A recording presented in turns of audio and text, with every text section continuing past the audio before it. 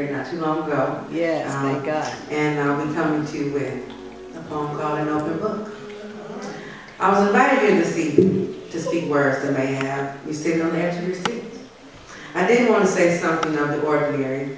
I had to bring to the table something quite unique.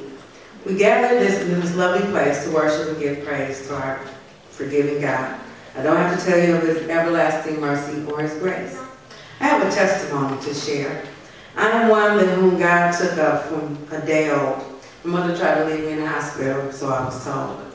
I was forsaken from that day, but it is okay because the Lord has taken good care of me after that day. He's done a great work, if I must say so myself.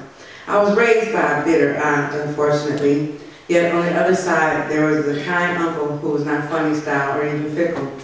I can say I was given the world on a platinum platter. However, love is what I needed, so material things really didn't matter. All right. I grew up with ambition and desire. I wanted so much more, so education is where I went higher. I excelled more and more beyond what I thought was able. Then, in the middle of my endeavors, I became a single mother, wondering what should I do when I really have no clue. I entered a world that had been like no other. I didn't seem to learn my lesson because I had more children. Again, I was not married, I was still single. I struggled indeed, but I pressed through no matter how hard it seemed. All right. When I got so overwhelmed, I tried to end my life, not once, but more than twice. I had nothing left to give.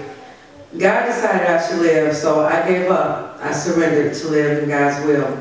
I have no more woe is me's, no sadness, only gladness. All right. No sorrow, just happiness. He has since turned my life around. I'm thinking rationally and logically with a mind that is sound. I got somewhere to go with this story.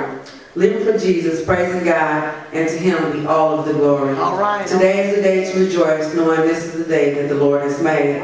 And I stand before you once, lost, now I'm found, living a life of one who is saved. I sing in the church choir. I get invited to engagements like this, where I can share my testimony, one that is encouraging because I am being honest. My life is an open book. There was a reason for my troubles, even though it took time to know why. All that I endeavored was not for me per se, it was for others. I've come to simply say, you can make it. Don't give up, don't give in.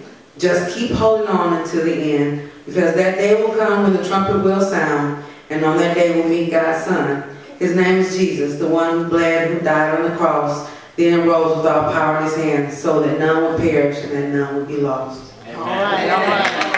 One last thing, if I could, just move by Spirit. I won't be out of order in this house.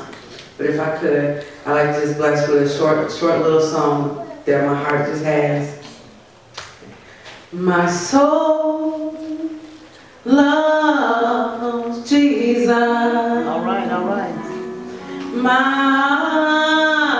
soul yes loves